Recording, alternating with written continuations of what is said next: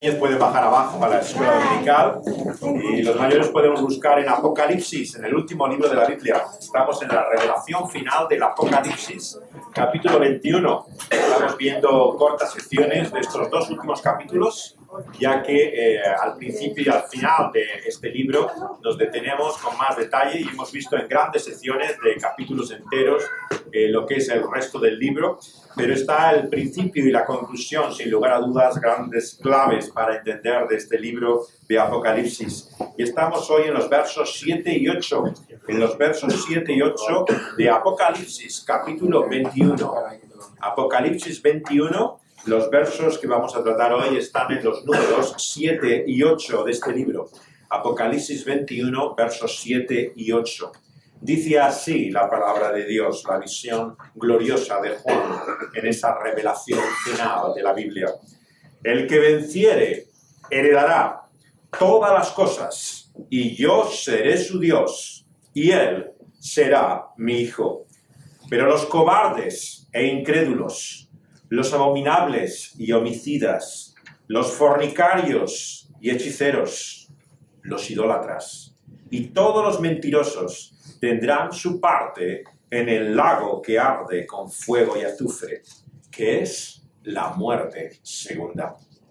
Vamos a pedirle a Dios que podamos meditar seriamente en estas palabras del Señor. Señor, venimos ante ti sabiendo que no hay nada, Señor, más fácil de tildar de exageración que el lenguaje de tu verdad desnuda. Señor, cuántas veces lo que es simplemente escapismo nos parece, Señor, enfrentar la realidad.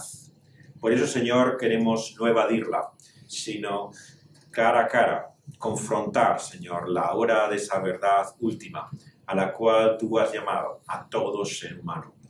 Queremos, por lo tanto, Señor, no ser hipócritas, sino reconocer la verdad, Señor, de que hay en nosotros y en ti como juez.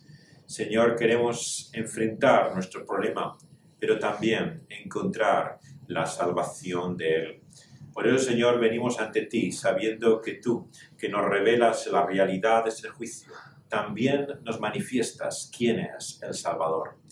Por eso, Señor, queremos conocerle, queremos descubrir, Señor, su persona, que tu Espíritu, Señor, brille y muestre, Señor, de manifiesto a nuestra mente y corazón, Señor, el rostro de tu amado Hijo, el Señor Jesucristo. En su nombre te lo pedimos. Amén.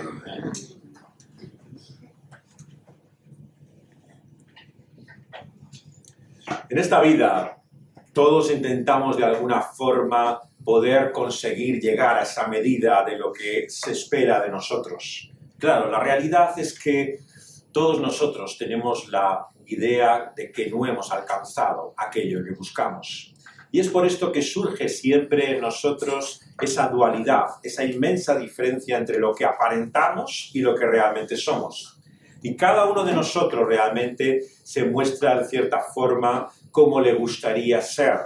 Pero lo que nos cuesta enfrentar es esa realidad que la palabra de Dios nos muestra como en un espejo de lo que somos, la realidad de nuestra oscuridad, la realidad de nuestro mal. Y es tan fácil, ¿verdad?, torcer la cabeza y evitar esa clara imagen de quiénes somos. Y la palabra de Dios lo hace, y lo hace por medio de su ley cada vez que la consideramos. Pone de manifiesto nuestra falta. Pero ¿qué ocurre con la aplicación de esa ley? Es evidente que la ley es buena, que la ley es perfecta, pero también es evidente que para la mayor parte de las personas esa ley no cuenta. Y es por eso que tenemos que considerar esta clara revelación que Dios nos da en su palabra, de que habrá un día, un momento en el cual se pondrá en evidencia nuestra vida. Es la solemne ocasión del juicio. El juicio en la palabra de Dios ha sido entregado a aquel que Dios ha establecido como juez universal, como juez eterno, el Señor Jesucristo. Es cierto que la justicia humana a muchos decepciona. No se llega finalmente a alcanzar lo que esperamos que sea esa medida de justicia. Pero Dios una y otra vez en su palabra revela la realidad de un juicio final. Y ese juicio es en singular, es único. Muchos cristianos han querido distinguir aspectos de ese juicio y momentos incluso de ese juicio. Hablan de diferentes ocasiones o maneras en las cuales el juicio se hará. Pero la Escritura realmente habla de un solo juicio, solamente que expresado de diferentes maneras. Y sin lugar a dudas, quien más habla de ello y de una forma clara, de sus consecuencias y la separación y división eterna que esto producirá, es el Señor Jesucristo. Quien dice, yo no puedo creer en un Dios que juzga, en un Dios que condena a nadie. Ese es para mí el Dios del Antiguo Testamento. Esa persona obviamente no ha leído las palabras del Evangelio, porque si realmente sabemos algo de ese juicio y de sus consecuencias eternas, es por el Señor Jesucristo. Es Jesús mismo, en las palabras del Evangelio, quien una y otra vez habla de esa gran separación, de esa cima, de esa división que habrá entre toda la humanidad.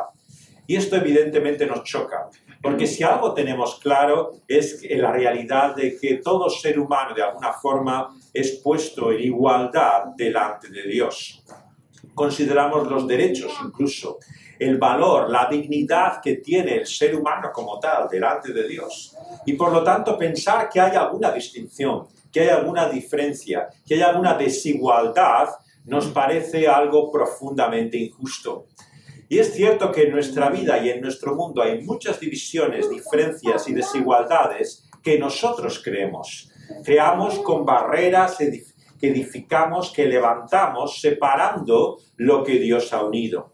Pero aquí no estamos hablando de esa separación, de esa división que el ser humano crea una y otra vez en cada pueblo, raza, lengua, nación, en condiciones sociales, económicas. ¿Cuántas diferencias y distinciones hacemos? Pero lo que estamos hablando es de la separación que Dios mismo, en la persona de Jesucristo, hace. ¿Recordáis cómo hemos leído antes en este Evangelio de Mateo, cómo habla el Señor Jesús en todo el capítulo realmente de todas estas parábolas? Está central el tema del juicio en Mateo 25, cómo habla del hecho de que es comparable la celebración de la presencia de Dios con los hombres a una fiesta y a un banquete que viene de las bodas del Cordero, pero como también algunos se quedarán afuera. Habla de los dones y talentos que algunos han recibido y cómo responderán delante de ellos. Y finalmente este cuadro realmente impresionante, que es el juicio de las naciones que encontramos al final del capítulo 25. Esa gran separación y división que el Hijo del Hombre hace, como vemos entre esas ovejas y esos cabritos, y cómo los separa así, uno a su lado y otro lejos de él. Este es simplemente uno de los capítulos del Evangelio que está lleno constantemente de esas referencias al juicio de Dios, a la realidad de que Dios va a poner en consideración toda obra. Comenzamos esta reunión con las palabras del apóstol Pablo escribiendo a los Corintios. En 2 de Corintios, capítulo 4, lo leemos, en capítulo 5, versículo 10. Dice así en 2 de Corintios, capítulo 5, versículo 10, que es necesario que todos nosotros, todos, comparezcamos ante el tribunal de Cristo, para que cada uno reciba según lo que haya hecho mientras estaba en el cuerpo, sea bueno o sea malo. El énfasis aquí está en esa totalidad, en esa universalidad. Todos tendremos que presentarnos delante del tribunal de Dios. No hay excepción, no hay realmente posible salida. Es por eso que a muchos les incomoda la idea de una vida después de la muerte. ¿Por qué? Porque precisamente la nada les parece un consuelo.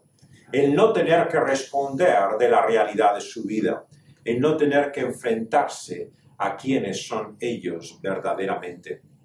Uno de los escritores españoles fallecidos en este último año, Rafael Chirres, era un escritor valenciano, especialmente desesperanzado, muy duro con la realidad que se vivía en este país y que ha vivido él mismo desde los años de la transición.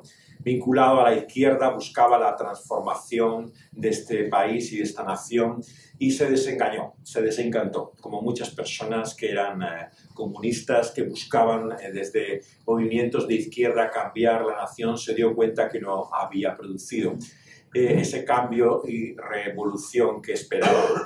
Y como muchos de ellos vivió lo que se llamó el desencanto de los ideales, de las grandes esperanzas de cambio y transformación. A lo largo de sus libros encontramos estos personajes desilusionados, decepcionados, sin ninguna esperanza. Y el último de esos libros habla de esa realidad tremenda de lo que fue esta crisis que hemos vivido en este país y cómo todos, de alguna manera, esa era su idea, éramos cómplices de ese mismo estado de cosas. Cómo al haber llegado a este grado en que llegamos realmente de falta de salidas, era también causa no solamente de los poderosos, sino de todo individuo había participado como cómplice de ello. Y uno de los grandes secretos que escondía Chirves, como todos nosotros escondemos, era su homosexualidad, algo de lo que él nunca hablaba ni daba a entender. Y dejó en sus últimos textos una novela final que se ha publicado, que habla de una historia homosexual.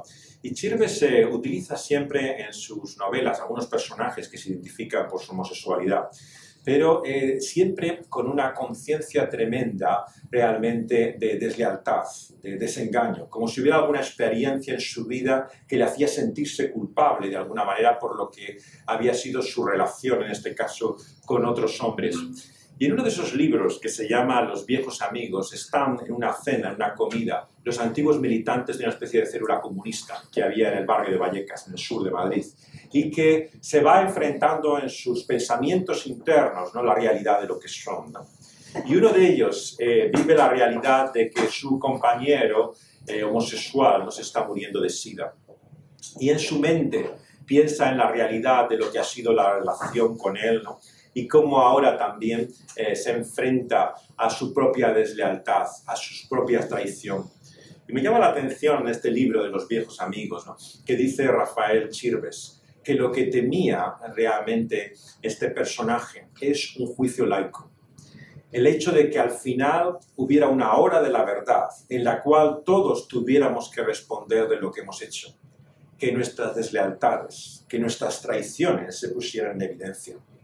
Y es por esto que realmente se consolaba con la idea de que su cuerpo de alguna forma fuera incinerado, que no, como le hubieran enseñado de niño, fuera resucitado de la tumba para tener que enfrentarse a ese tribunal.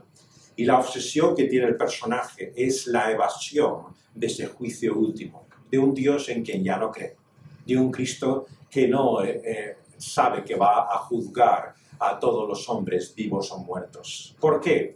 Porque aunque en nuestras palabras, en nuestra mente, queremos quitar la idea de esa realidad del juicio, todo ser humano, sin excepción, por muy orgulloso y satisfecho que esté de su vida, teme la realidad de lo que ese día puede poner en evidencia.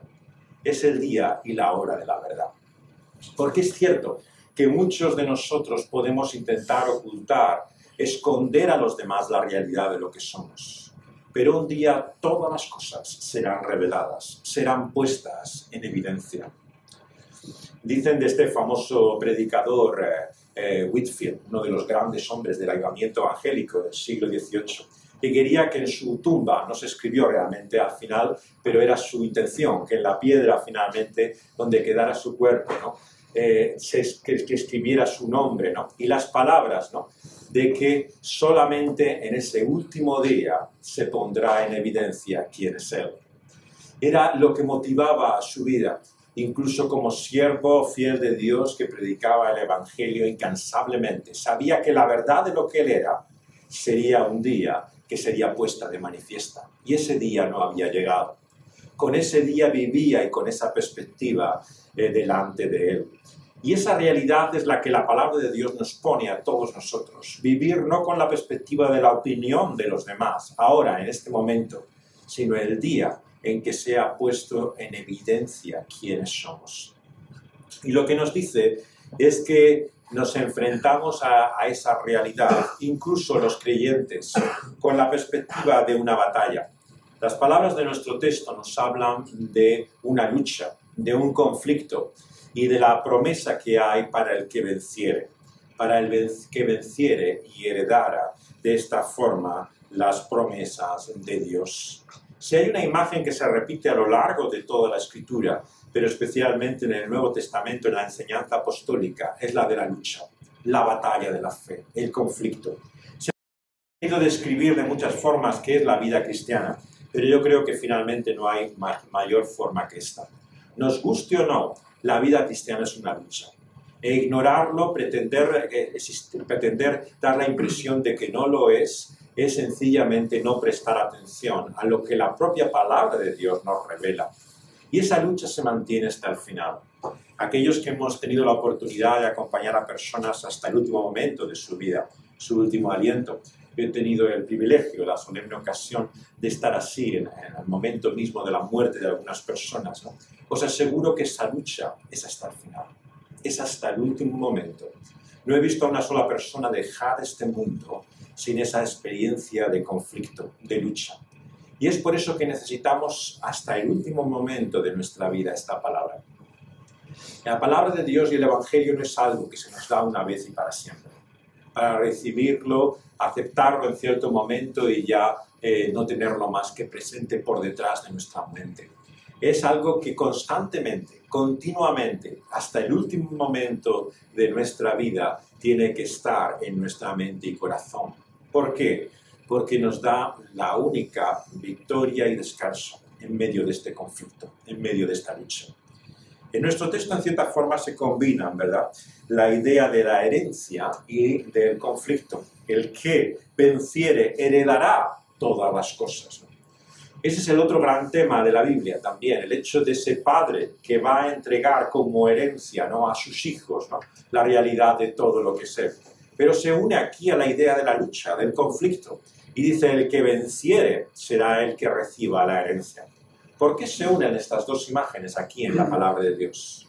Yo creo que, en primer lugar, para advertirnos de algo muy claro en la palabra de Dios. Nadie ganará la salvación eterna por mérito y obras alguna que haya hecho. Esto es algo que la palabra de Dios repite una y otra vez. Y una herencia es una herencia, es algo que se recibe. Es un bien que no logramos o alcanzamos por nuestros méritos, sino que se nos concede como un regalo. Por lo tanto, la idea de que la salvación es una recompensa, algo que podemos adquirir o ganar, es totalmente lejana a la Escritura. Estaba leyendo incluso las palabras de un teólogo católico, Hans Kuhn, cómo habla acerca de la salvación y de lo que significa esa idea de los méritos. Y dice con toda claridad y rotundidad: nadie puede ganar por sus méritos, recibir esa salvación eterna por nada que haya hecho. Es siempre por la misericordia de Dios. Toda persona que realmente se acerque sinceramente a lo que la Biblia dice no puede llegar a otra conclusión. ¿Por qué, sin embargo, todas las religiones parecen afirmar lo contrario? Lo que entendemos en el mundo de las ideas espirituales y religiosas que el hombre ha tenido desde el principio es exactamente lo opuesto, que según tú haces, así recibirás, que según tus méritos, así será tu recompensa. Parece que la idea de la balanza, de la medida en la cual serán puestos nuestras obras y nuestra vida en el juicio de Dios, es lo que determina finalmente nuestro destino eterno. Y es por eso importante entender hasta qué punto el Evangelio nos muestra una realidad diferente a lo que la religión y el hombre ha esperado, ha imaginado, ha buscado una y otra vez. ¿Cuál es, en ese sentido, digamos, lo que significa esa victoria y esa herencia? Fijaos bien que es que Él sea nuestro Dios y que nosotros seamos sus hijos. No hay otro bien mayor a la luz de lo que Dios nos revela en su palabra que esto: que Dios sea tu Dios.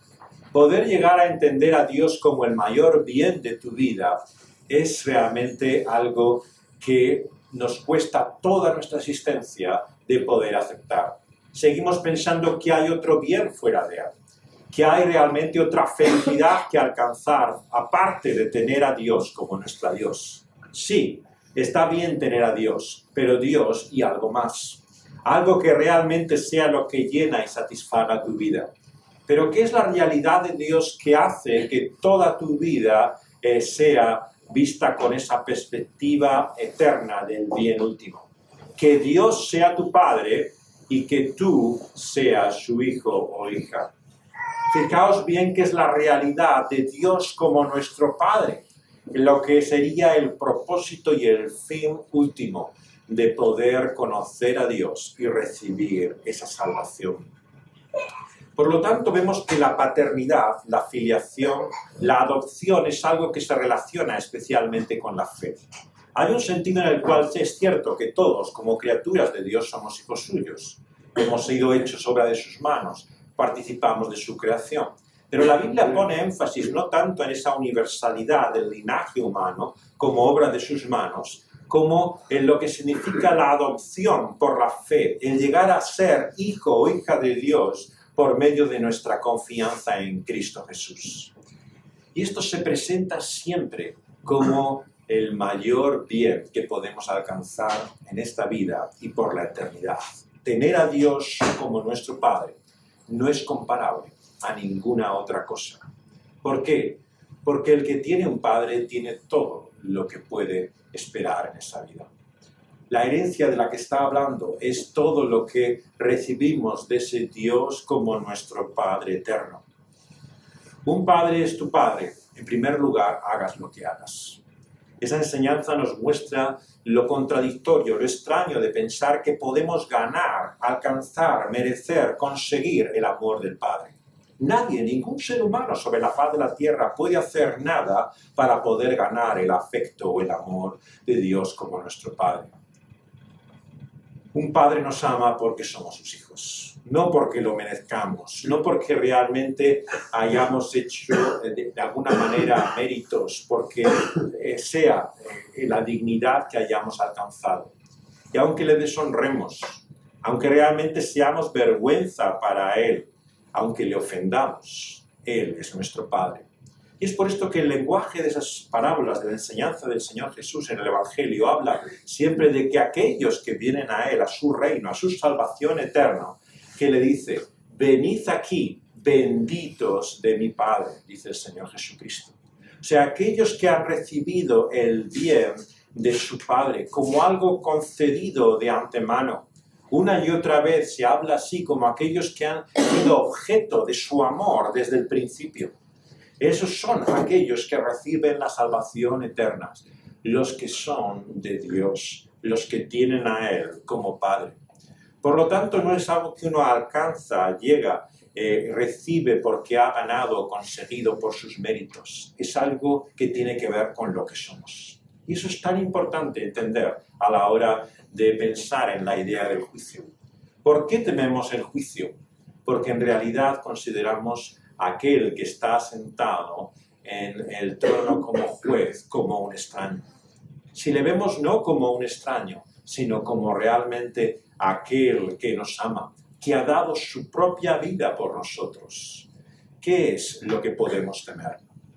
Decía Martín Lutero, el reformador alemán, que para poder ver a Cristo como nuestro amigo, como nuestro aliado, el que nos muestra nuestro favor, tenemos que haberle visto antes como nuestro enemigo. Y eso es lo que la ley de Dios nos muestra por medio de su juicio, nuestro pecado, nuestra falta, nuestra condenación. Todos estamos sentados en el banquillo de los acusados y el veredicto ya ha sido anunciado. Porque en segundo lugar, una de las grandes falacias de este día del juicio es que será en ese momento cuando descubramos realmente la realidad de quién es de Él y quién no es de Él. Cuando lo que la palabra de Dios es que en ese día lo que será puesto es en evidencia la realidad de lo que ya somos. Antes, en esta vida, en este momento, si somos de Él o no somos de Él. Lo que en el juicio será puesto de manifiesto es nuestra relación para con Dios, si está basada en Cristo Jesús o totalmente en nosotros mismos. De esto es de lo que se trata en ese juicio y en ese día último. Y vemos esa tremenda advertencia, esa tremenda exclusión de su reino. Los cobardes e incrédulos, Los abominables y homicidas, los fornicarios y hechiceros, los idólatras y todos los mentirosos tendrán su parte en ese lago que arde con fuego y azufre, que es la muerte segunda. Fijaos, en primer lugar, cuál es el destino de estas personas que son apartados, separados de él. Es lo que llama la muerte segunda. La Escritura nos habla de dos muertes. Hay una muerte evidente y real, que es la muerte espiritual, pero también la muerte física. Hay una realidad que todos, sin excepción, conocemos, que es que tenemos que morir. Es la certidumbre y seguridad que todos llevamos. Pero la muerte, la palabra de Dios nos muestra que no es el fin. Hay otra muerte, lo que llama la muerte segunda. Y es por eso que la vida misma, la vida que recibimos de Dios en Cristo Jesús, no desaparece por esa primera muerte. Es simplemente el paso, la entrada a esa vida eterna que Dios nos da. La muerte es vista así, sencillamente como la puerta a la eternidad. C.S. Lewis, aquel escritor inglés que escribió estas historias para niños, Crónicas de Narnia, describe en su primero y más conocido libro cómo había un armario en el cual los niños se escondían. Y por medio de ese armario entraban a este mundo maravilloso que era Narnia. Ese lugar realmente fantástico e increíble en el que se presenta una figura divina como un león llamado Aslan. Y esa imagen cerrada, ¿no?, como de un armario, de cierta forma es como la imagen de un féretro, el lugar donde acaban nuestros cuerpos, evidentemente tras la muerte, en ese momento en el cual son también reunidos aquellos que hemos conocido, para los que significamos algo. Para ellos es nuestro fin. Esa caja es donde todo acaba. Pero esa historia te muestra como que hubiera una puerta detrás de esa caja. Como que hubiera un mundo realmente al cual entramos a partir de esa muerte. Y ese mundo es la realidad eterna de la que Dios nos habla por medio de su palabra. Esa vida a la cual entramos por la muerte primera. Pero hay una muerte segunda que se describe aquí, que es la de este lago que arde con fuego y azufre.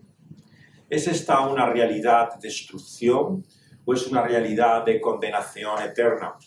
Si leemos las palabras de Jesús en el Evangelio, quiero llamar la atención en ese juicio de las naciones, cómo concluye Jesús sus palabras. Dice así Jesús al final de esa división entre las ovejas y los cabritos. Dice, e irán estos al castigo eterno y los justos a la vida eterna. Fijaos bien que ambos son eternos. Quien piensa, por lo tanto, que solamente el cielo y la vida que Dios nos da es eterna, y que fuera de esa eternidad lo que hay es simplemente destrucción, aniquilación, acabar, realmente no ha atendido a algo capital en la enseñanza del Evangelio. El hecho de que esos dos destinos, esos dos caminos que nos llevan a dos realidades diferentes son igualmente eternas. Y por lo tanto, a la luz de la palabra de Dios tenemos que ver que aunque es descrita de muy diferente manera el juicio de Dios que su salvación, ambas son realidades eternas. ¿Por qué se sorprenden en esta parábola, ¿no?, aquellos que reciben la salvación eterna y aquellos que reciben su juicio? Bueno, porque aunque es puesto en evidencia en ese día, lo que realmente somos, sin lugar a dudas, será una sorpresa para otros, pero también, incluso, ¿por qué no decirlo?, para nosotros mismos. Lo que está diciendo aquí Jesús es que habrá algunos, incluso, que reciban esa salvación eterna sin ser conscientes realmente de lo que han hecho, sin ver realmente cuál es lo que les ha mostrado a los ojos del mundo la realidad de quiénes serán. Y Jesús lo pone en evidencia en esa historia. Será manifestado en la medida en que otros han tratado como si fuera al Señor Jesucristo mismo. Él habla en otras palabras del Evangelio como ni un vaso de agua quedará sin recompensa. Como cualquier cosa también que hacemos para otro, en aquel día será puesto en evidencia. No habla, fijaos bien, de grandes obras, de grandes sacrificios o grandes esfuerzos. Habla realmente del carácter de lo que somos. Y el carácter de lo que somos se muestra aquí en esta parábola en el cuidado para con otros, pero especialmente con el que tiene hambre, con el que tiene sed, con el que está desnudo, con el que está en la cárcel.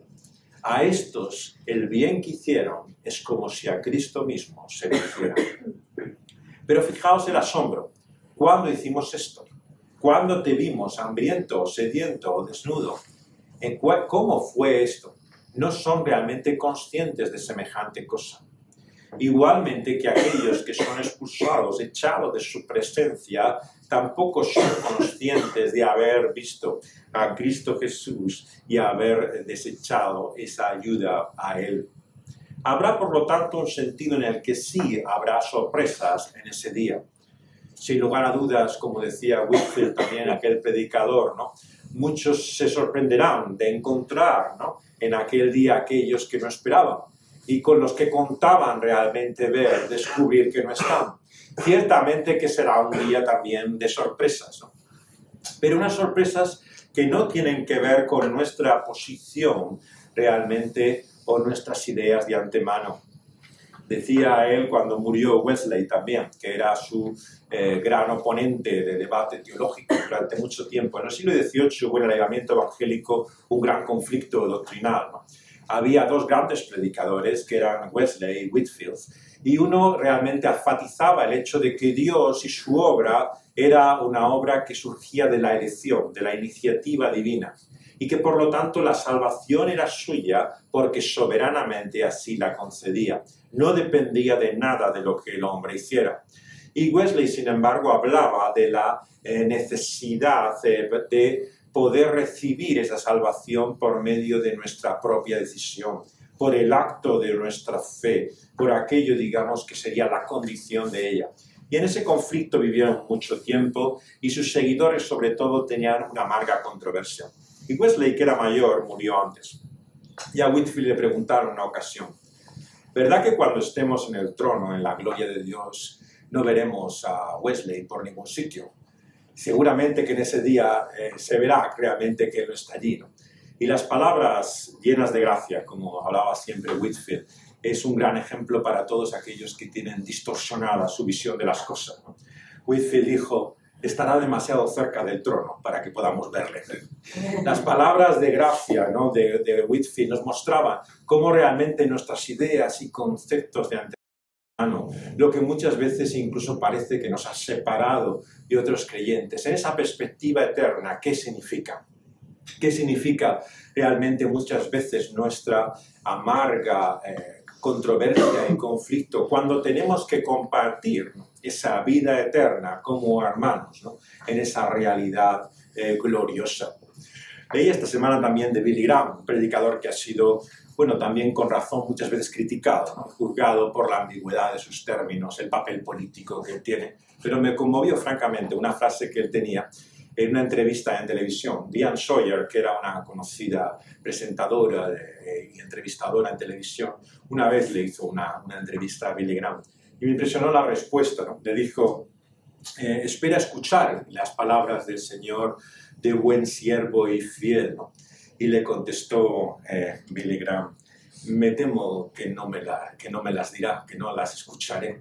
La humildad que transmiten estas palabras, ¿no?, la conciencia de uno mismo, yo creo que da testimonio del carácter de una persona, de la realidad de lo que realmente son creyentes con todas sus contradicciones y debilidades. Y por eso tenemos que tener cuidado como hablamos de otros, incluso cuando tenemos diferencias doctrinales, cuando no vemos las cosas de la misma manera. Porque es Dios finalmente el que conoce a los suyos. Esto es lo que la palabra de Dios nos muestra. En aquel día Dios mostrará quiénes son de Él y quiénes no son suyos. Pero no podemos adelantarnos. No sabemos realmente todavía quiénes son verdaderamente los suyos.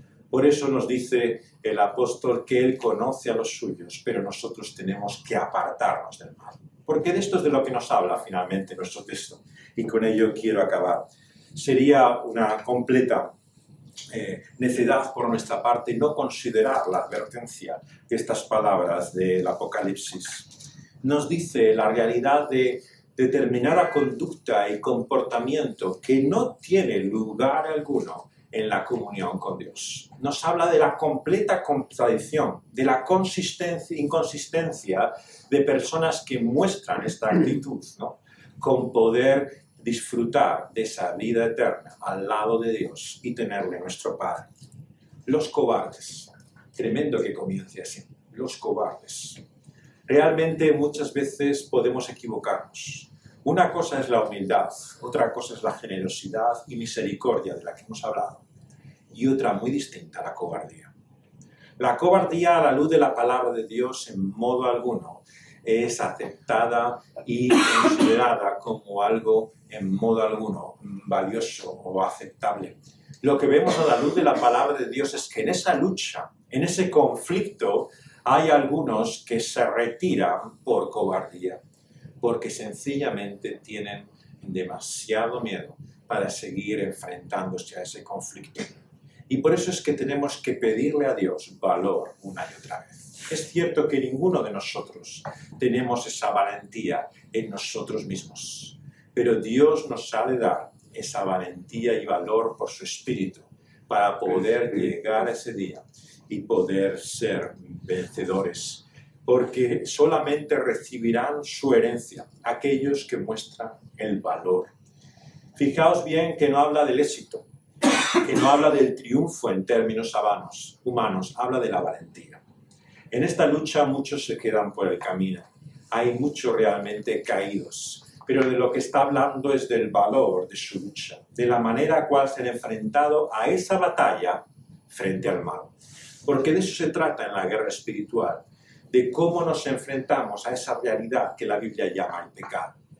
Una y otra vez la Escritura, ¿cuánto escribieron sobre aquellos antiguos puritanos, padres de la Iglesia, maestros de espiritualidad, de cómo la vida cristiana es combatir contra el mal, es luchar contra el pecado? Es cierto que ninguno de nosotros somos vencedores o triunfadores como quisiéramos, que todos estamos tocados, heridos, que caemos, pero la palabra de Dios nos dice que los que son de Dios luchan, se enfrentan y de esa forma no rehuyen el conflicto.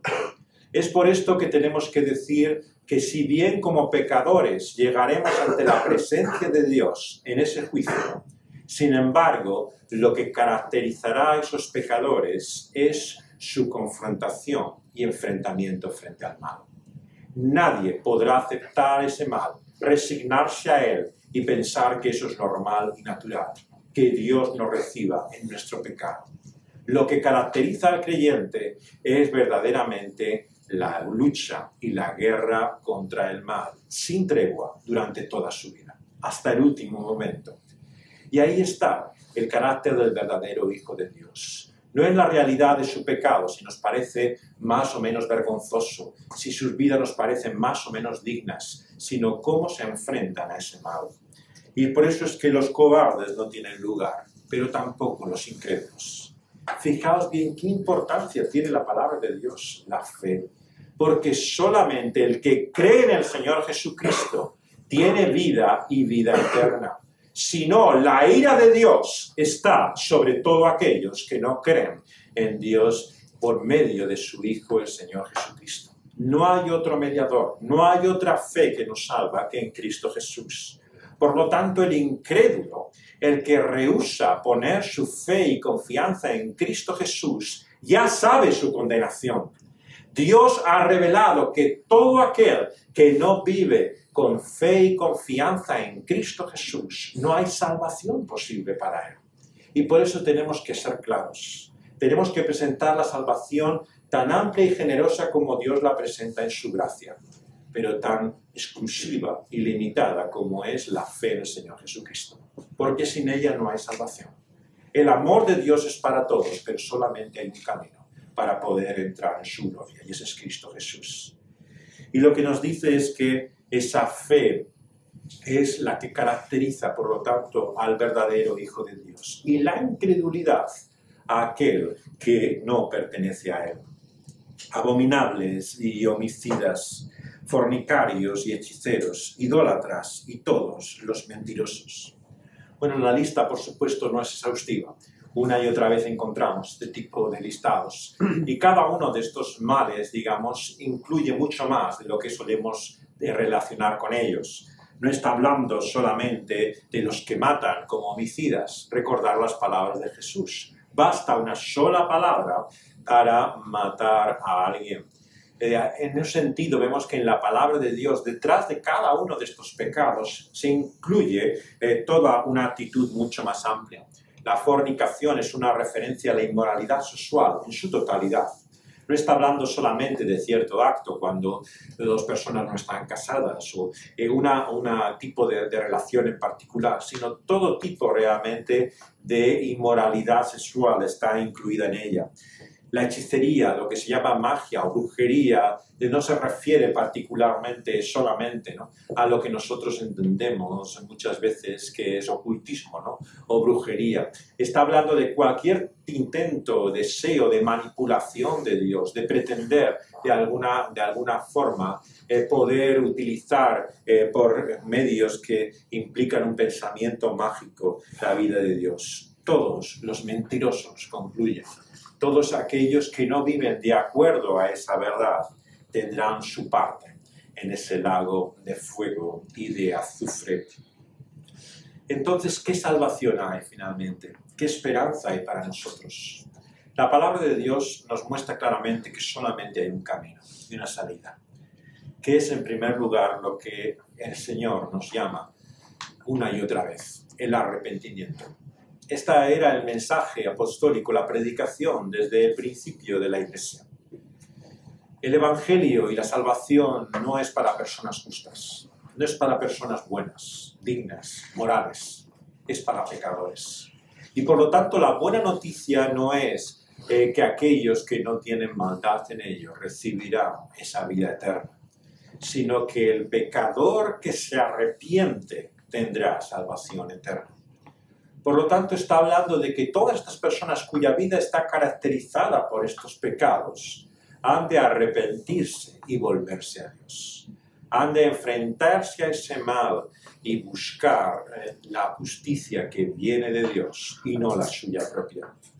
Y por lo tanto nos hablan de la necesidad de volvernos a Él. Y cómo finalmente podemos tener seguridad de que en ese juicio no seremos condenados.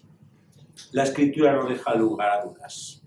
Solamente hay una forma y manera, que es por el bendito nombre del Señor Jesucristo.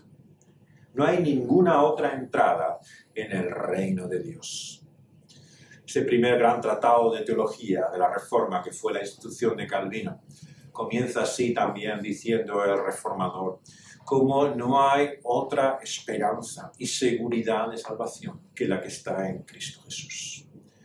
Toda cualquier otra idea realmente que tenga que ver con nuestra moralidad, con nuestras propias convicciones, con cualquier dignidad o honra que hay en nosotros, no nos da la seguridad, la certeza.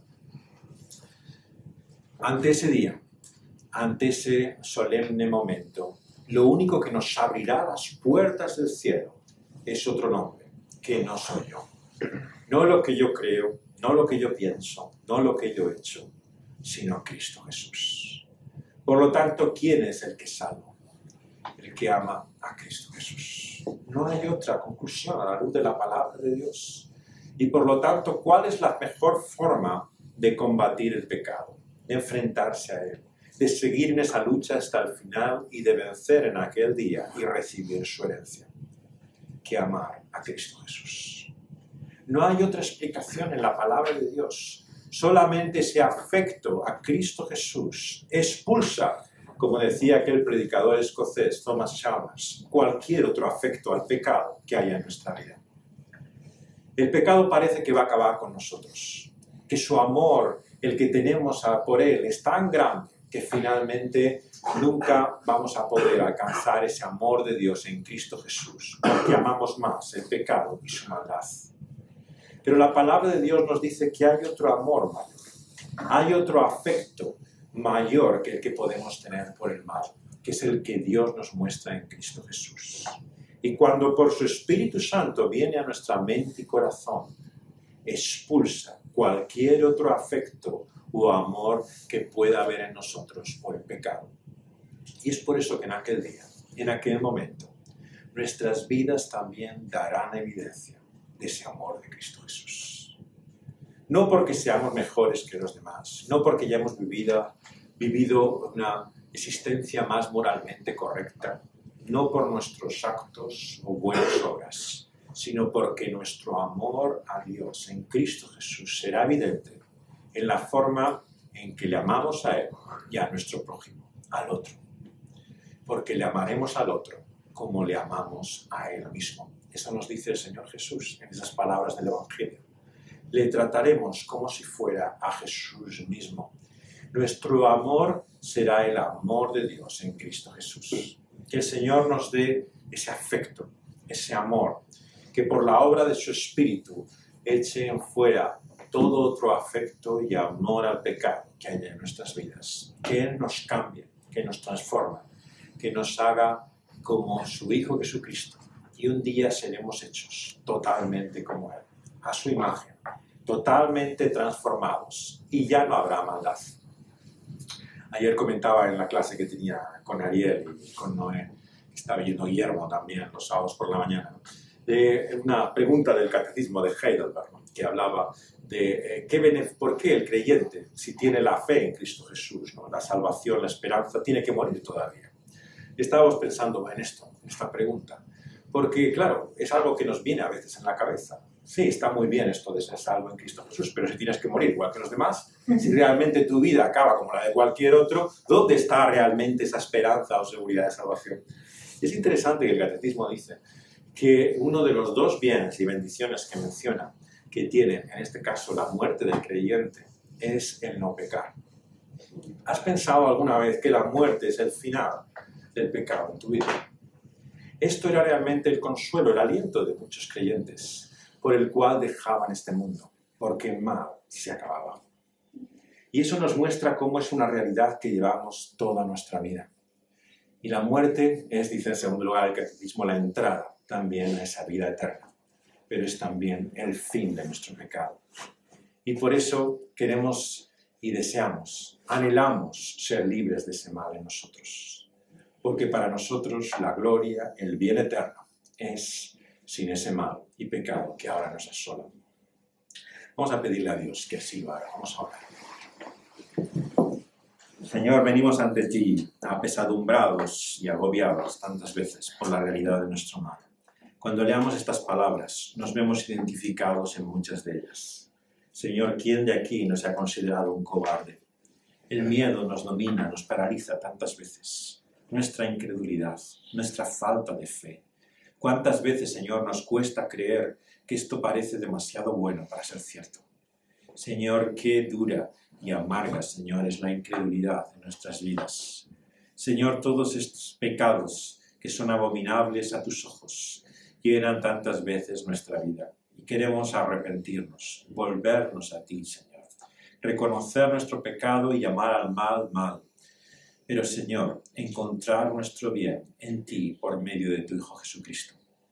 Señor, deseamos y anhelamos poder escuchar de su voz, Señor, el llamado a ser, Señor, de esos benditos hijos tuyos, Señor, que pertenecen a ese tu reino de gloria. Ayúdanos a mostrar las señales, Señor, de ciudadanos de ese mundo nuevo, ya en el presente. A no ser como los demás, a actuar diferentemente, a pensar de otra manera. Señor, haznos tus santos, como tú eres santo.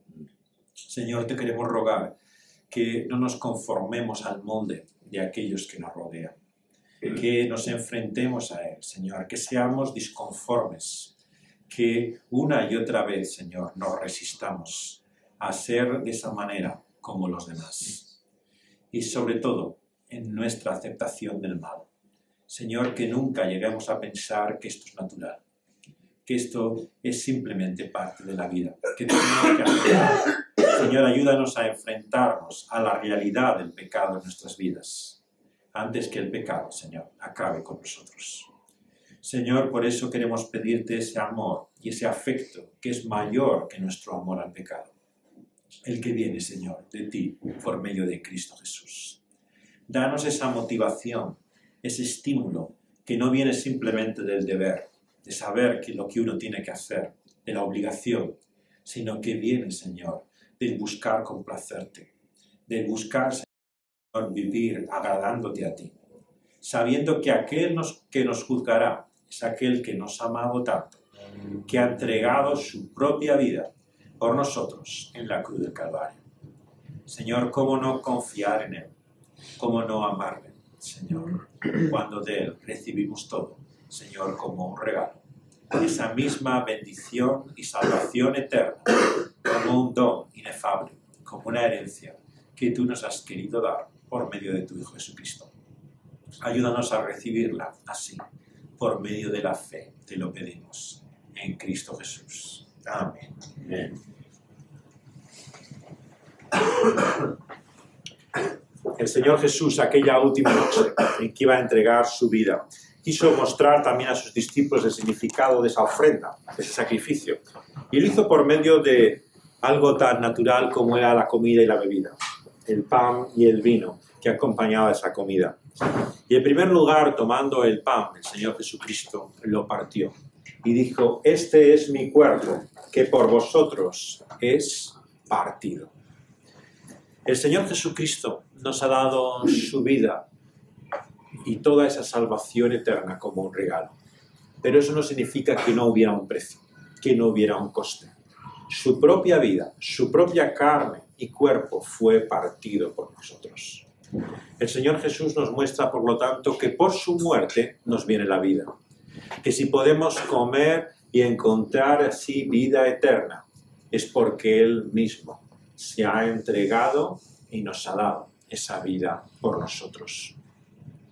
Por eso, ahora, si tenemos esa fe en el Señor Jesucristo, si hemos sido bautizados en una iglesia que predica este Evangelio, profesado esa fe en Cristo Jesús, podemos comer de este pan y creer que igual que el Señor Jesús fue partido, así también nosotros recibimos su vida.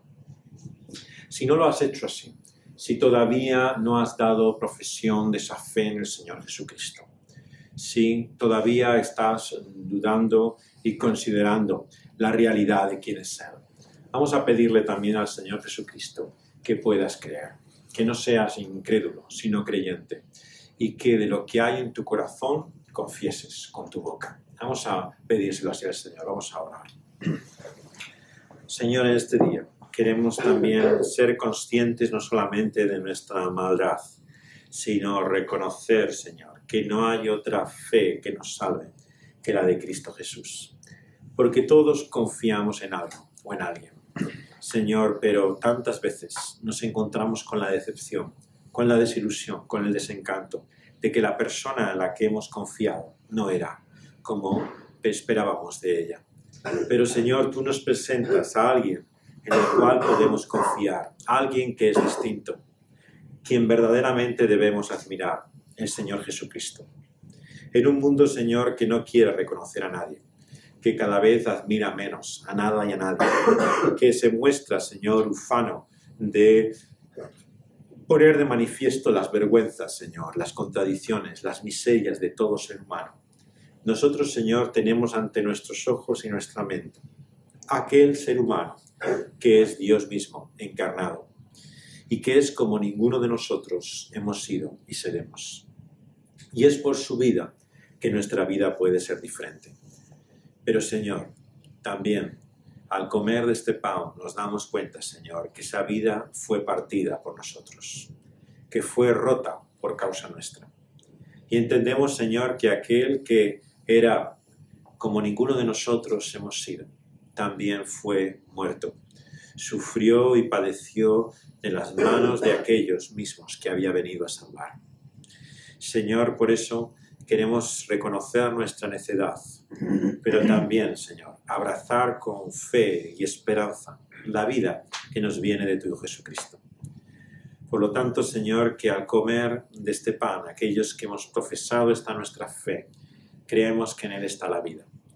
Y aquellos que todavía no lo han hecho, que todavía no han puesto, Señor, esa su confianza en Cristo Jesús y no lo han declarado abiertamente, que puedan hacerlo, que puedan encontrar la vida eterna en tu Hijo amado, en el Señor Jesucristo. Te lo pedimos para su gloria y para su nombre. Amén.